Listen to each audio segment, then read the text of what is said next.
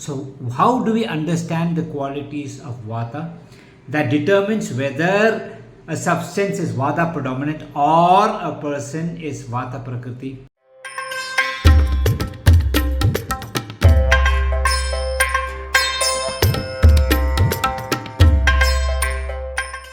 Welcome to yet another week of shloka of the week under the world as doshas.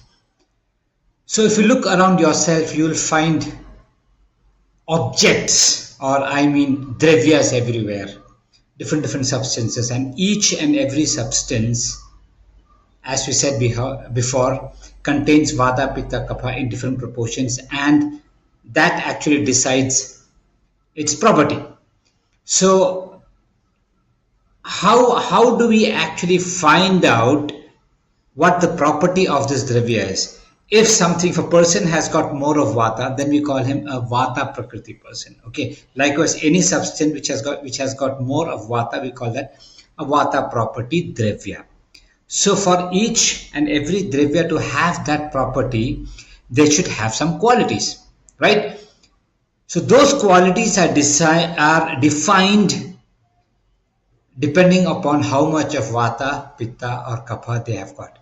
So these Vata, Pitta and Kapha, which decide the quality of the object, also should have some qualities, isn't it? So here today in this shloka, we will start discussing, the 11th shloka of Ashtanga Hridaya, first chapter, the gunas or the properties of Vata.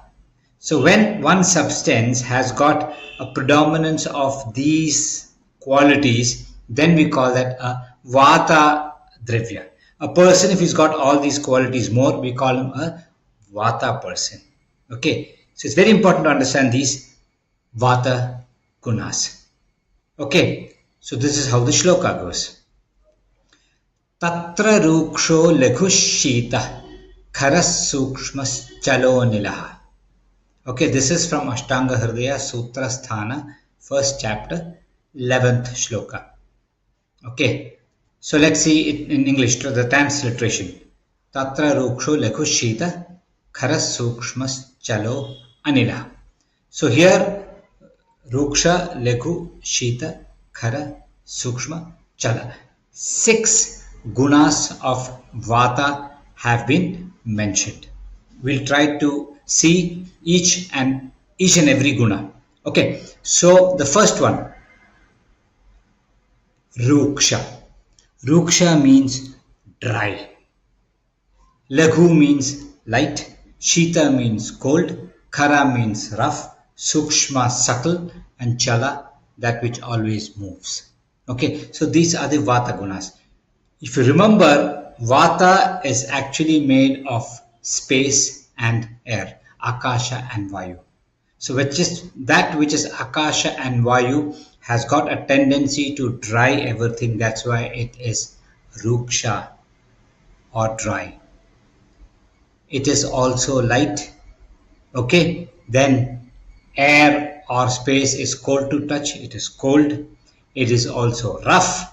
It is very subtle. It can get into any pores. You look at even the smallest channel, it can actually go into, and it is something which always moves. It is Chala. So these are the properties of Vata. So if you look at a person who is a Vata Prakriti person, you will find that he is slightly dry in the sense his emotions, he might not be too attached to lot many things. He will have he will display his emotions in the sense he'll change from one emotion to other, but by and large he is not very attached. Okay, he is light in the sense he is not heavily built, a Vata Prakriti person. He is cold. His body will not be that hot. Okay, it will be slightly on the cooler side. Rough, you can see rough skin, and the person, when you talk to him also, will be slightly rough. He'll just cut you off. He will not be very pleasing. Okay, Sukshma, the sense his hair or his nails, or by and large his body, everything will be slightly on the small. He'll be slightly a small person, not a huge person. and Chala or moving. He's not a kind of person who can sit in a place. He'll always be walking around. Moreover, his thoughts are also like that. He can't stay on a single thought. He'll be thinking of so many things at the same time.